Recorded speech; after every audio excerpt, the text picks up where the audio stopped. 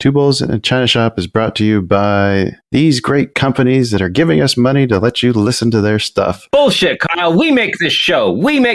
You and me. Two Bulls in a China Shop is brought to you by us. Someone's got to pay the bills, Dan, because it's not our trading. All right, roll them. Capella University is rethinking higher education. With our FlexPath learning format, you're in control. Set your own deadlines and move as fast or slow as you'd like. Explore a different way forward at capella.edu. Think about a bicycle. It takes balance to get where you want to go. Now think about business. Whatever your business or organization, you ride the line between numbers and people. Just like the bike, it takes balance. CLA, CPAs, consultants, and wealth advisors. That's CLA. We'll get you there. Clifton Larson Allen LLP investment advisory services are offered through Clifton Larson Allen Wealth Advisors LLC, an SEC registered investment advisor. You are listening to an entertainment program put together by a company called Financial Ineptitude. Anything said on this show is not an endorsement or professional advice. Would you really want to tell a court of law you were suing us because you thought taking financial advice from two idiots on a podcast put out by Financial Ineptitude was a good idea? Really?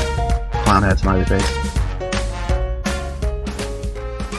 Well, hello everybody, and welcome back to the China Shop. We are smashing those doors open again for another exciting special bonus news update.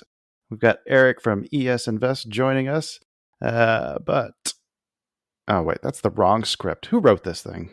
I need to fire that person. Eric, how are you doing today? You're doing great. The introductions are always enthralling to listen to. I like the variation of smashing the doors this week versus kicking the doors last week. So you're keeping us on the edge of our seats.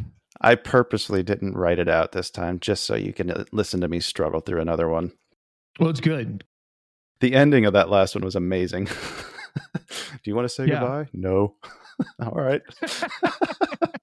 Oh, man. So how you been, man? What's been going on this last week? Good, dude. Things are going well. The end of last week, I had a few clean trades in IWM. I've recently rotated from selling premium in some of the bigger indices into IWM specifically, mostly just because of the volatility variance is prevalent there.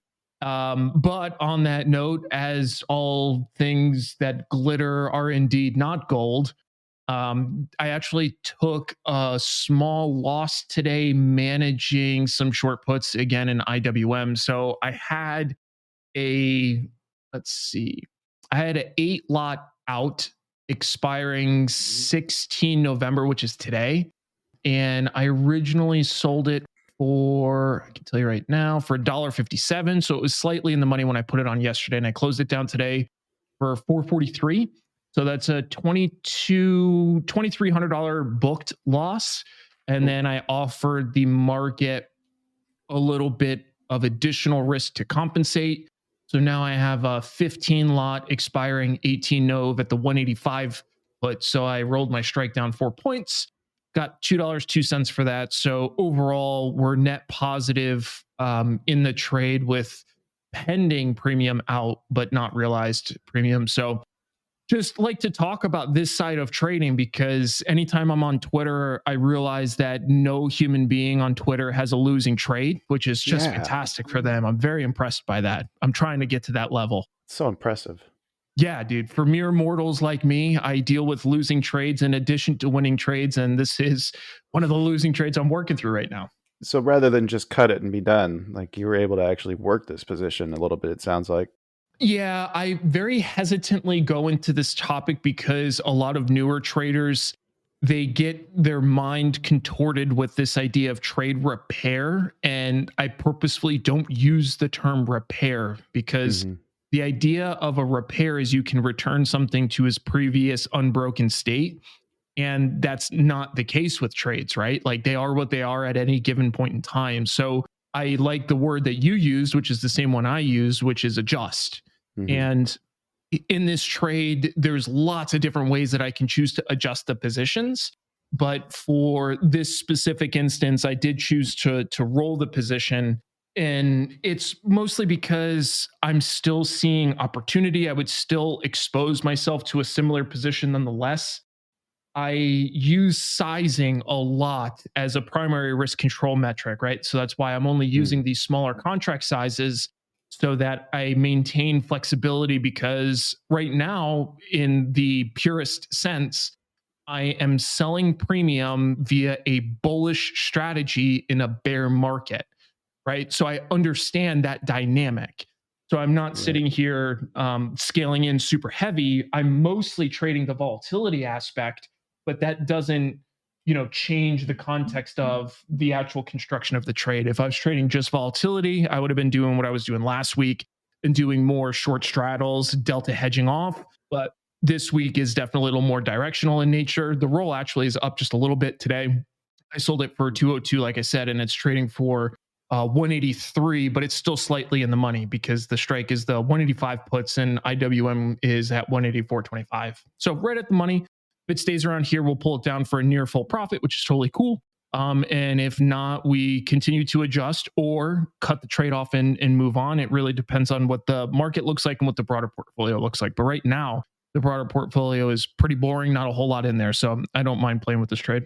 Let me ask. Don't suppose you have any target in your portfolio? Target. Oh, it's funny that you bring up Target actually, because I just traded Home Depot earnings. Mm, And when I saw Target coming out, my intent was to play the Target continuation.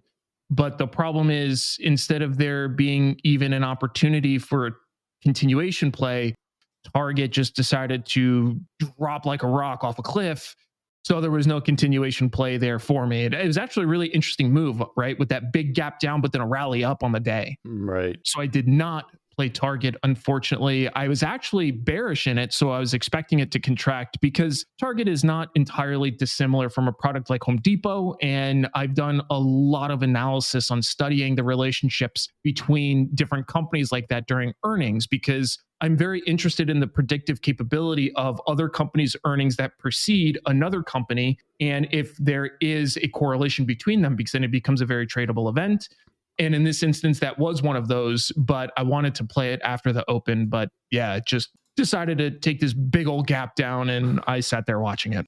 I'm looking at the last year on the daily on Target, and I forgot about the massive drop they had back at the end of May. Yep, mid-May. It was the, what, 18th, I think? Yeah, yeah. Oh man. So their earnings have been disappointing basically since then. There's been 3 consecutive misses, it looks like. Well, and the funny thing about their earnings is that the estimates and the misses, they're being perceived very differently. Hmm. Because like in back in what, March, I think they reported, and they actually beat, if I'm not mistaken. Yes. We had a big gap up, I think. Correct me if I'm wrong. You're looking at a chart, yeah? Yep, they did. Did they gap up on the earnings? Because I think they did. The in March. Yep, they went from 200 up to 220 almost. Yeah, well, don't tell my wife that I know this much about Target because I hate the store, but apparently I know a lot about the chart. This is actually embarrassing. But everything I'm seeing in Target right now has been very emotional, which has actually made it a really great volatility play. But the dangerous part is the severity of the moves. Like the one again on in mid-May, that one would have chopped your head off. There was no safe place to go. But other than that one, there's been a lot of, even the gap down today, a straddle would have survived that move. So there's good opportunity, and especially when I see something that's as emotional, and I use that term loosely, but essentially I just mean volatile, like very wild things that are having these sort of price swings. It tells us that we're not pricing things effectively, because we shouldn't have to adjust price that aggressively this frequently. Yeah. Right? It means that every time we're getting a new bit of information, we are just changing our entire disposition and how we're discounting the information like pretty aggressively. What, like the last 3 earnings have all been gaps? Well, no, the last, They've been gaps, but they've definitely been red. yeah. Well, I mean, I think the last, like the price movements have been for the last 3 or 4 earning cycles. I'm pretty sure that we've had a gap up or down. I don't think there was one last earnings. I'm pretty sure was pretty boring, but then I know that there was the big one, big gap in May. There was a gap in March, and then there was the gap today. So yeah, that's past 3 out of 4. But a lot of what it looked like too was because I think they actually beat the revenue. Yeah, they beat the revenue by a small beat, but the actual earnings themselves, the EPS was a miss by about 28%, and the forecast was awful. An interesting note on that, just for like historical reference on these things, I was doing a regression analysis on the impacts of different aspects of earnings reporting and the impact on market reaction. Hmm. And it's very dynamic. It's not the same across industries, it's not the same across products, because like we're talking about, like if they hit or miss revenue, if they hit or miss earnings per share, the reaction is like pretty varied from different product to different product. And all of that obviously comes back to what they currently value in discounting the highest in these products. Because if you look at the variance in the estimates, that's been the fun thing to track in things like Target, especially with inflation so high, inventories piling. We're seeing significant variance in estimates compared to other products, which is also another very tradable event. Interesting. Do you think that the reports from Target are giving any indication that what the Fed is trying to do is having an effect? Like, is the Fed's battle on inflation and the trying to slow consumer spending? Like, is this a reflection of that? I think what we're seeing in Target and just consumer goods organizations like this in general is indicative of inflation.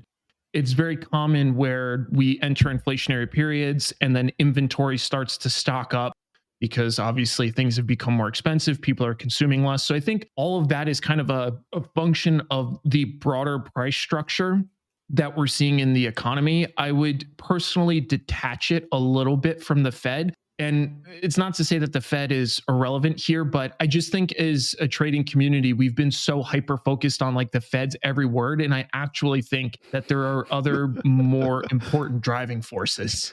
Oh man, are you trying to mess up my program here? Because I was trying to segue nicely into some of the Fed speakers we had today. Which they can sit there and flap their gums all they want. But the Fed speakers, I actually think that's another thing. I haven't studied that yet, but I really, really want to. It's on my annoyingly large hit list of different relationships I like to study. For Hmm. anybody that's listening that hasn't figured it out yet, I am just a giant nerd on this stuff. And I like to apply statistics where every place I can to see if there's an observable relationship. I don't care if there is or isn't, but I like to know if there is, because a lot of times there are more relationships than we think, and they can be very tradable. But that's one of them that I really want to study at some point, but I have not been able to, specifically the Fed speakers and the impact that their individual speeches have on the markets. Because at the end of the day, like what they say, it really doesn't matter much. It really doesn't. Yeah, I mean, for me, it was more just seeing to kind of get a feel for what to expect in December. I mean, the last time we talked about what the Fed was doing, I think it was after the actual FOMC meeting. Like the idea is that a pause might be around the corner was had cold water thrown on it then, and it looks like Daly was doing the same again today. She basically said that a pause is not on the table. Which is to me like just a further evidence of how, again, I use the term loosely, but how emotional the market is being, is because it's attempting to price in what it wants to price in, rightfully so. Hmm. But we have these bumpers like at a bowling alley that are up, and the bumpers are the Fed, and they have complete say over what they choose to do or not do. And at each pass, the market is optimistically early, I think, pricing in what they think the Fed might do. And to Big Daddy J Powell's credit, the dude has been beating the most steady drum on planet Earth. Like ever since he admitted that he was late to inflation, he's essentially said the same thing every single meeting since then. Yep. The market just keeps wanting to reimagine what might happen, but he hasn't changed anything. Like, again, I can give him a lot of credit for that, because despite everybody's, pandering for him to do one thing or the other, he's been very like rock steady. And we've actually seen that play out in just the probabilities, right? When I'm looking at what the Fed is most prone to do in December, I still, again, like I do agree with you that listening to the Fed speakers is always interesting. I really do think that because you can use things like the dot plot to start to get an idea of if there's a large variance in their sentiment and things like that. And that can start to make an impact. But for stuff like this, we could just use the futures and come up with pretty good probabilities because like 3 or 4 weeks ago, there was like a 50-50 split. I did it in my newsletter. It's, I send it out each week. So I look at this stuff almost every single week. And it maybe not 50-50, but close to it. There was a very tight split between the rate increase, the target rate for December's meeting, and it was split between essentially 475 basis points and 450 basis points. And now it's like overwhelmingly stacked to 450 basis point. To a 50 bip increase? Yeah, exactly. So whenever we quote target rates, they're typically in 25 basis point increments just because it's imprecise in its nature, but that's exactly it. So when we see that kind of shift in the pricing of futures, we can glean a lot from it, which is typically my go-to over than listening to all the Fed people talk about whatever they talk about. I know. Are they ever going to not be as important as they seem to have right now? Like I'm getting sick of listening to them and having to worry about them speaking. Yeah, they're really not that important. They're like genuinely not. No. I was in a Twitter space yesterday that I was hosting with a dude from, I think it's North Star Charts. He's kind of like an economist, but he uses a lot of long-term technical analysis, which is actually really good practice in my opinion, because you can glean a ton of information from it. Long story short, he was echoing a similar sentiment that essentially, the Fed, they amplify things, especially in a period of time like we're in now. And what the Fed chooses to say in terms of their policy is important because we need to discount that information. But beyond that, there are other market forces that are the belle of the ball well over the Fed. It's just, I think retail is hyper-focused on the Fed because we tend to draw simple conclusions from simple relationships because it's easier for us to consume.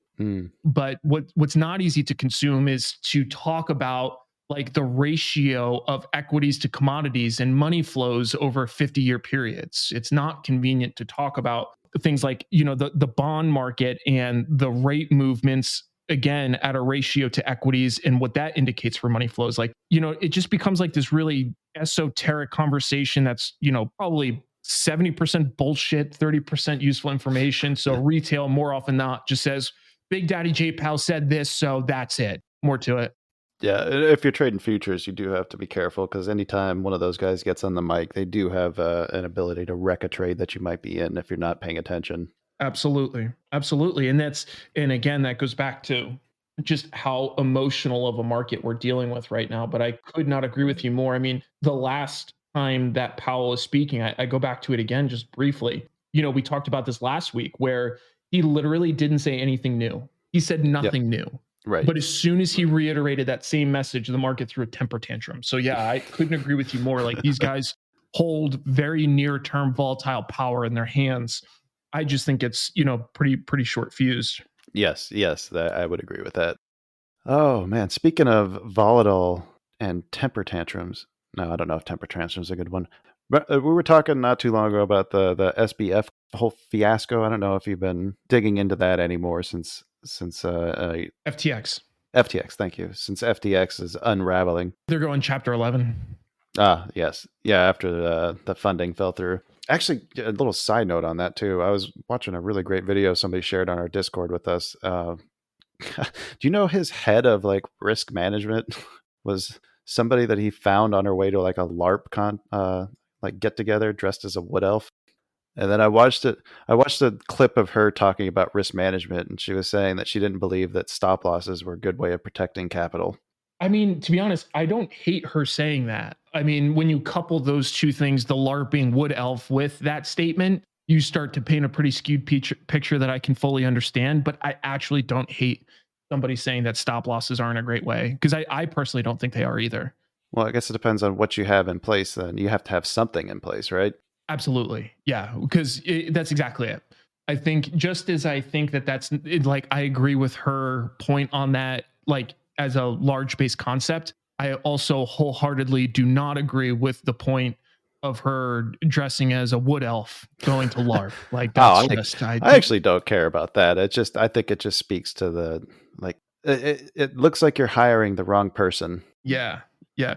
Which again, like even that, I also really don't care about because I think that, you know, this concept of like you said, right, that doesn't look like the right person. I think we're starting to increasingly understand that like all of these really traditional understanding, like right now, I'm literally sitting here talking to you, not that I'm any like shining example, but like I'm sitting here without a fucking shirt on. Like I got back from the Oh. gym a little while ago and I'm sitting here without a shirt talking about trading. So, like, you know, is that what quote unquote is supposed to look right in Wall Street? No, I'm supposed to be sitting here in a suit. But the problem is, a suit makes me absolutely no better or worse a trader. Maybe worse because might make me think I'm better than I actually am. Right. That's a great. Yeah, I think just the predetermined notions of like what is right for different things leads us down to a pretty constrained path. It's also why you see pioneers like Elon, who's starting to say for like pretty technical gigs, like he doesn't even care if you have a degree at this point. He cares if you have a skill set.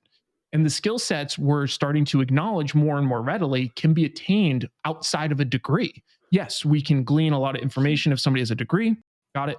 But the point being, you know, that used to be you couldn't do shit without one. And now people are starting to challenge that. They're saying, well, we know it used to be like that, but there are a lot of smart people out there that are getting good information in other ways. So even though they don't fit this traditional mold, they might be good at the job. Now, I don't think that's the case with her, as you rightly point out, but It wasn't just her. She's the one who's been getting a lot of the blame. But if you look at the team that he's assembled, it really just looks like a hodgepodge of a bunch of like 20-year-olds with no experience that trying to run a multi-billion-dollar company.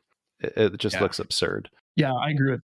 It looks like Genesis is the next crypto firm to be halting withdrawals, and it looks like it might be filing for Chapter 11 also. Which is really interesting because another thing I was actually doing on another Twitter space this past weekend, it was a person that was talking about doing they like hold their coins with Binance, right? The people that essentially torpedoed FTX. Yeah. And he was saying that at Binance, they even put restrictions on the amount of capital he could withdraw per day. I think he said he was capped at like $1,000 a day that he could move out. So to your point, like we see this rippling over in Genesis and even in the strong, perceived at least, stronger players in the space, right? Binance, that torpedoed FTX, they seem strong.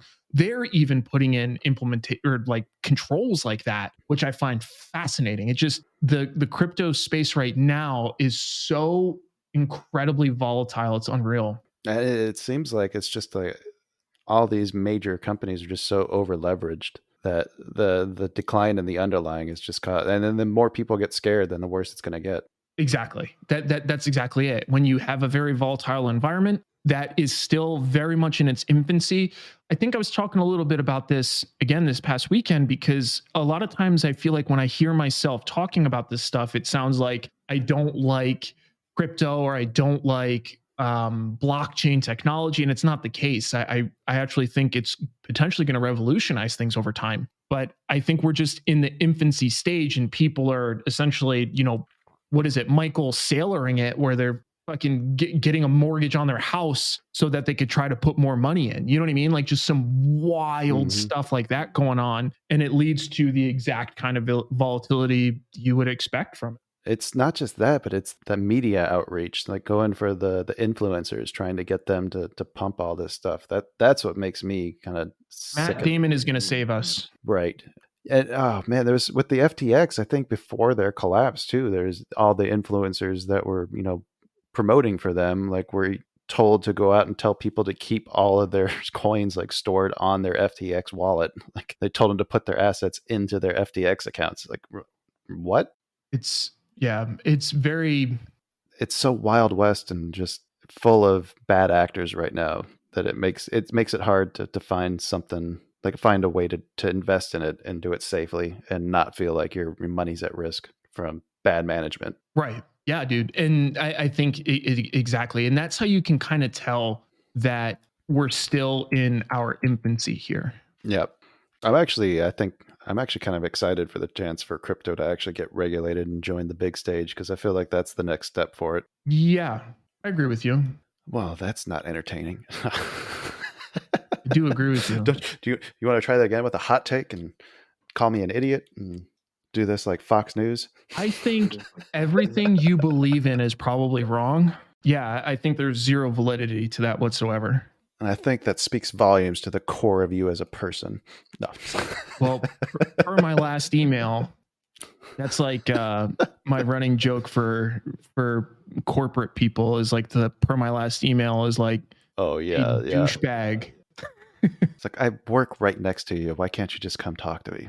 Nothing like some good passive aggressiveness, you know? Yeah. Sounds like we're starting to ramble a bit here, so maybe we should wrap this thing up. Highly encourage people, check out Eric at ES Invest. You can find his YouTube channel in the show notes. You can also find his Twitter. Definitely worth following him there. Eric, you got anything you want to leave the listeners with? Anything you're watching for the rest of this week? No. Spitting the wisdom. On a for real note, I actually do. Oh, good. I could miss the opportunity for just the repeat single syllable sign off. I think, what is that? SSO. But anyways, looking at the rest of this week, there are two main things I think people should keep a pretty close eye on. Tomorrow, the 17th, we have housing starts and building permits, and then we have existing home sales on Friday. So I know one of the things that you sent me ahead of time was just home prices. I know we didn't get to talk about that one, but I do think that that's going to continue to play an increasing part of the market. You can also observe this relationship if you follow lumber futures. Yeah. That's been another very tradable event this year. But I do think both Thursday and Friday, we have very important housing data coming out. So I would keep an eye on that. Whether you trade housing outright, the relationship with the housing market and the stock market right now is still very noteworthy. Also have JOLTS tomorrow too, don't we? Yep. Nice. Yeah, a lot of good news coming out tomorrow. But unfortunately, guys, we do have to close up the shop and go back to our real lives. And, well, some of us have to edit. But we'll be back soon with another exciting guest episode. Should be coming out this Friday. Fortunately, we do have to close up shop, say goodbye. So until then, I'd like to say be safe out there and goodbye. How's that for struggle? That was good. Capella University is rethinking higher education. With our FlexPath learning format, you're in control. Set your own deadlines and move as fast or slow as you'd like. Explore a different way forward at capella.edu. Think about a bicycle. It takes balance to get where you want to go. Now think about business. Whatever your business or organization, you ride the line between numbers and people. Just like the bike, it takes balance. CLA, CPAs, consultants, and wealth advisors. That's CLA. We'll get you there. Clifton Larson Allen LLP investment advisory services are offered through Clifton Larson Allen Wealth Advisors LLC, an SEC registered investment advisor.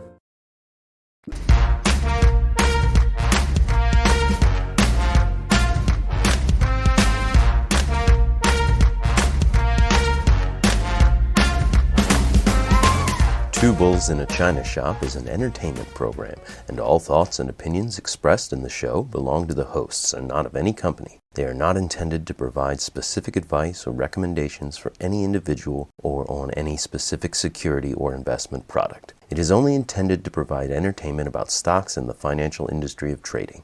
If you make trades based on what you hear in this show, you assume all risks for those trades.